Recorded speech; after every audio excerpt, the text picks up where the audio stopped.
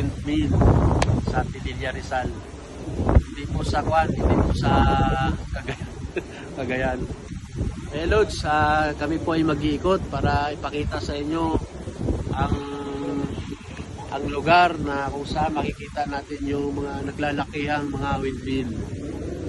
At ay papakita namin kung gaano kaganda na nandito ka sa tuktok ng bundok na ito. Makikita natin ang lawa ng Laguna de Bay at ang lahat ng ating makikita dyan ngayon.